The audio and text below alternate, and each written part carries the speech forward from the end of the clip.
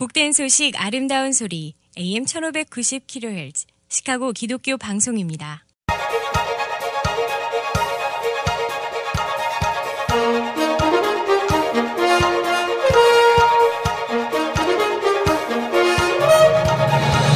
김정일 해설위원의 시사 해설. 세상을 넓게 봅니다. 삶의 지평이 넓어집니다.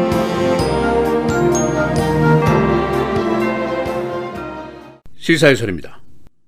미국과 중국 간의 무역 마찰이 크게 더 확대되는 양상으로 치닫고 있습니다. 미국과 중국이 3월 후반기부터 서로 고관세 위협을 하면서 보복 대 보복으로 대결이 고조되어 왔습니다만, 어제 트럼프 대통령이 성명을 통해서 중국산 수입품에 대한 관세를 더 물리게 되는데 그 규모가 무려 1,000억 달러입니다. 무역 마찰이 극적으로 더 확대가 되고 있다고 볼 수가 있습니다. 아직 무역 전쟁이 전면전이라고는 볼 수가 없고 아직 협상의 여지가 남아 있습니다만은 피차 간의 겁주기에는 전혀 양보의 기세가 없이 계속되고 있습니다. 또 미국과 중국의 경제 문제를 합하면은 지구상 전체 경제의 40%에 해당합니다. 그래서 이 무역 마찰은 지구상 전체 경제권에 영향을 미칠 수 있는 사항이라고 볼 수가 있습니다. 이 대부분의 전문가들은 이번 미국 중국 간의 무역 마찰이 그냥 교역 대결일 뿐 아니라 소위 지정학적 대결이 될 것이다, geopolitical dispute이다, 이렇게 분석을 하고 있습니다. 이 논쟁이 경제적으로 교역으로 시작해서 국제정치, 안보, 군사, 그리고 더 나아가서는 우리 소비자들의 생필품 가격에까지 영향을 미칠 수 있는 굉장히 복잡한 사항이라는 해석입니다. 그래서 오늘은 계속 확전되고 있는 미국과 중국 간의 무역 마찰의 현황은 어느 정도인지, 양측의 태도는 무엇인지, 만일 전면전으로 확대가 될 경우에 승자는 누가 되고 패자는 누가 될 것인지 그런 분석들을 종합해 보겠습니다. 어젯밤에 트럼프 대통령이 스테이트먼트를 발표했는데 그 내용은 중국 수입품 1,000억 달러에 해당하는 품목에 대해서 고관세를 부과할 것을 고려하겠다 하는 것입니다. 처음에는 미국이 중국의 철강과 알루미늄 고관세 부과를 선언한 이후에 중국이 돼지고기, 과일 등에 대한 보복을 선언했고, 미국이 또다시 500억 달러에 대한 수입품 고관세 부과를 얘기를 하니까 중국이 동일 규모 500억 달러의 농산품, 항공기, 자동차에 대한 고관세 부과, 이것으로 보복을 했습니다. 금주 초에는 화이트하우스라든가 상무부 쪽에서 협상 가능성이 흘러나왔습니다만 어젯밤에 트럼프 대통령이 한 이야기는 전혀 다릅니다. 돌연히 1,000억 달러의 관세 부과, 이 보복을 들고 나왔습니다. 시진핑이 내주 화요일에 연설 계획이 잡혀 있습니다. 트럼프 대통령이 어제 담화에서 중국이 불공정을 개선할 생각은 하지 않고 우리의 농가와 제조업을 해치려 하고 있다 라면서 그의 노기를 감추지를 않았습니다. 그런가 하면 중국 측의 입장은 싸우려면 싸우자, 그리고 협상하려면 협상하자 하는 식의 자신만만한 태도를 지금 보여주고 있습니다. 이 지금까지 나온 미국의 조치가 얼마나 심각한 것이냐 하는 질문이 있을 수 있습니다. 미국이 작년에 중국에서 수입한 것이 5,050억 달러, 어제 트럼프가 1,000억 달러 관세를 얘기했고 그 전에 500억 달러 관세를 선언했으니까 거의 중국 수입품 전체의 3분의 1에 해당하는 품목에 대해서 고관세를 부과하겠다는 것입니다. 엄청난 규모라고 볼 수가 있습니다. 그런데 정작 문제는 이 싸움이 협상이나 대화로 풀 수 있는 문제냐, 여기에 문제가 있습니다. 첫째, 트럼프의 입장을 보면은 이제 그야말로 칼을 뺐으니까 속된 말로 썩은 호박이라도 베어야 될 입장에 있습니다. 그런가 하면 시진핑의 입장은 임기 연장으로 정치적인 위치가 굳건해진 그가 쉽게 미국에게 굴복했다 하는 소리를 들을 수 있는 위치가 아닙니다. 또 그의 주머니에는 잉여 자금이 거금 3조 달러가 들어 있습니다. 만일 이러다가 양보 없이 전면전으로 도입을 하게 되면은 우선 국제 경제가 큰 지장을 받게 됩니다. 지구상 40%의 경제가 문제권에 빠지면은 아무도 여기서 자유스러울 수가 없습니다. 두 번째는 미국의 국내 정치 경제에도 영향이 미치게 됩니다. 금년에 중간 선거가 있는 것은 모두가 아는 일입니다. 또 미국의 지정학적 업무, 국제적인 업무에 차질이 가능할 수가 있습니다. 북한 문제가 이제 당장 5월에 닥치게 됩니다.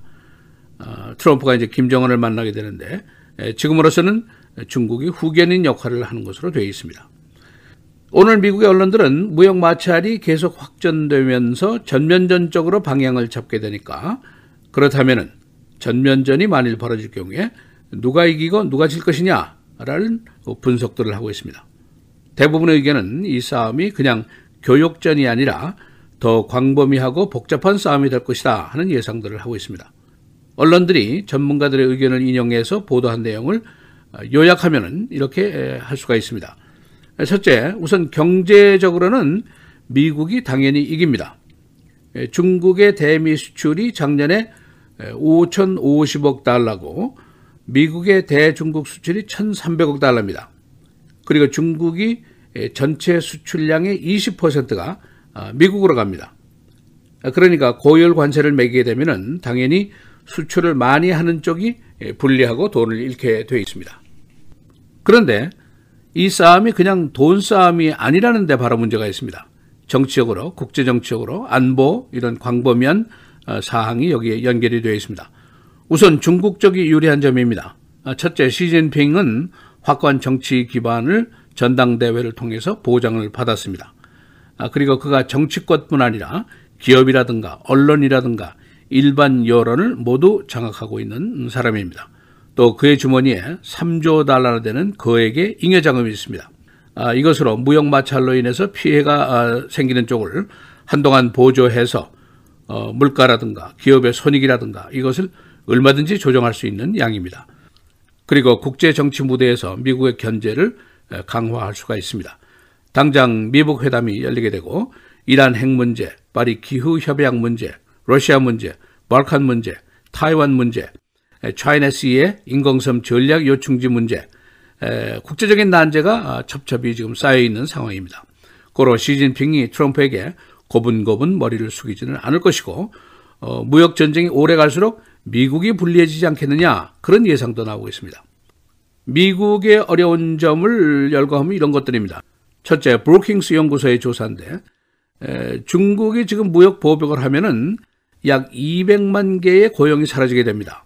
그런데 그 지역이 2,783개 카운티입니다. 이 중에 82%가 트럼프의 지지 지역입니다. 다시 말해서 2018년도 중간선거에서 공화당이나 트럼프가 큰 손해를 볼 수 있다. 그런 결론이 나올 수가 있습니다. 그리고 중국이 겨냥하는 것이 지금 농산물, 항공기, 자동차 등인데 농업지역도 트럼프의 지역입니다. 여기도 이제 손해를 볼 수가 있습니다. 그리고 이 무역 전쟁이 장기화되면은 생필품 가격이 상승할 수 있습니다. 트럼프 대통령이 지금 의식적으로 중국산 신발이라든가 의류 이런 것은 관세를 피했지만은 곧 일반 소비자들이라든가 농부, 와인 메이커 등이 고통을 쉽게 느낄 수가 있습니다. 그리고 공화당이 민주당보다는 고통을 더 느낄 수가 있다. 그런 결론이 나오고 있습니다. 중국이 미국의 이런 약점을 잘 알고 이 아킬레스건을 벌써 공격을 시작했다. 그런 분석들을 하고 있습니다. 그래서 전문가들은 미국이 경제적으로는 월등히 이기겠지만은 지정학적으로는 큰 손해를 감수할 수밖에 없다. 그런 분석을 내놓고 있습니다. 시사해설 김정일입니다.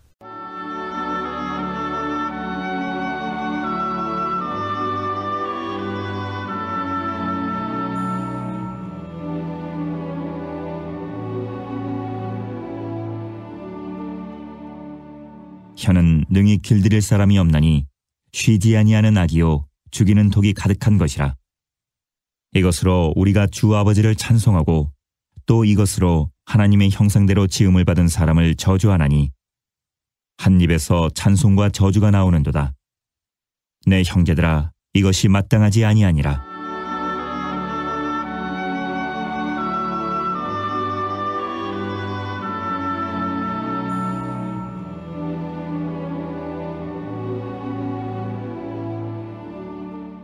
복된 소식 아름다운 소리 AM 1590kHz 시카고 기독교 방송입니다.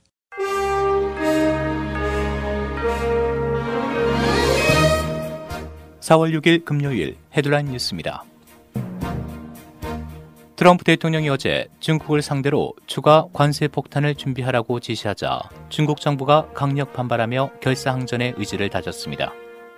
트럼프 대통령은 무역 대표부에 1,000억 달러치의 중국 수입품에 추가 관세를 부과하는 방안을 고려하라고 했고, 중국은 청명절 휴일임에도 곧바로 상무부와 외교부 성명을 통해 끝까지 싸울 것이라고 맞섰습니다. 정부는 지난 3일 1,300개 중국산 첨단 기술 품목에 25% 고율 관세를 부과하자 중국이 곧바로 트럼프 텃밭 지역의 농산물과 자동차 등 106개 품목에 대한 똑같은 비율의 관세 부과 계획을 발표한 바 있습니다. 그러나 미중 양국은 이처럼 무역 전쟁을 예고하면서도 서로 관세 부과 발효 시기를 늦춤으로써 물밑 협상을 통한 해결 의지도 비쳤습니다. 트럼프 행정부가 오늘 러시아 신흥 재벌 올리가리 7명과 정부 관료 17명을 포함해 총 38개 대상의 추가 제재를 부과했습니다. 재무부는 오늘 러시아 정부 관료 17명과 올리가리 7명, 이들이 소유한 기업 12곳, 무기 관련 러시아 국영업체 1곳, 은행 1곳 등 모두 38개 대상의 제재를 부과하기로 했다고 밝혔습니다. 제재의 대상에 오른 인물과 기관들은 미국의 사법권이 미치는 범위 내에서 자산이 전면 동결됩니다. 미국인들이 이들과 거래하는 행위도 금지됩니다. 한국 법원이 박근혜 전 대통령에게 징역 24년에 벌금 180억 원을 선고했습니다. 재판부는 박 전 대통령이 국민으로부터 위임받은 권한을 남용했고 헌법이 부여한 책임도 저버렸다며 중형의 이유를 밝혔습니다. 트럼프 대통령이 불법 이민과 마약 거래에 대응하기 위해 미국 멕시코 국경 지역에 2,000에서 4,000명의 방위군을 투입하는 계획을 공개했습니다. 앞서 트럼프 대통령은 지난 4일 멕시코 국경 지대를 따라 주 방위군을 배치하는 대통령 포고령에 서명했습니다. 트럼프 대통령이 멕시코 국경 지역에 투입될 방위군 규모를 밝히기는 이번이 처음입니다. 한편 니에토 멕시코 대통령은 이 같은 트럼프 대통령의 발언에 강하게 반발했습니다. 트럼프 대통령은 어제 스토미 데니얼스와의 성관계 의혹과 관련해 자신의 개인 변호사가 데니얼스의 입막음용 합의금을 준 사실을 알고 있으냐는 질문에 노라고 답했습니다. 트럼프 대통령은 어제 워싱턴 DC로 돌아오던 정론기 안에서 스토미 데니얼스에게 합의금 13만 달러를 준 것을 알았느냐는 기자들의 질문에 이같이 반응했습니다. 총기 보유 옹호그룹이 디어필드 빌리지를 제소했습니다. 이 그룹은 디어필드의 최근 공격용 무기 금지 조례가 주법을 위반했다는 이유로 소송을 제기했습니다. 디어필드 시의회는 최근 공격용 무기와 고성능 탄창의 보유와 판매 등을 금지하는 시 조례를 만장일치로 리버사이드 경찰은 어제 6번이나 음주운전 위반을 한 운전자를 체포했습니다. 경찰은 이 41살 여성 운전자가 6개 주에서 6번이나 음주운전으로 적발돼 지명수배 중인 것을 발견했습니다. 그녀는 어제 한 가스 스테이션에서 술에 만취된 채로 경찰에 체포됐는데 11명의 자녀를 두고 있는 그녀는 임신 중인 것으로 밝혀졌습니다. 엘진 정신과 의료시설에서 장기간 환자들에게 성추행해온 53살 여인이 경찰에 체포됐습니다. 주정부가 운영하는 이 시설에서 근무해온 피의자는 지난 3년 동안 정신과 치료를 받고 있는 24살 남성 등 2명을 지속적으로 성추행해온 혐의를 받고 있습니다. 날씨입니다. 오늘 대체로 흐리고 낮 최고 36도, 밤 최저 20도, 내일 토요일 맑겠습니다. 낮 최고 38도, 밤 최저 23도. 주일 오전에 맑은 날씨 보이다 차차 흐려지면서 눈이 내리겠습니다. 낮 최고 39도, 밤 최저 31도. 다음 주 월요일 눈 또는 비가 내리겠습니다. 낮 최고 40도, 밤 최저 30도입니다.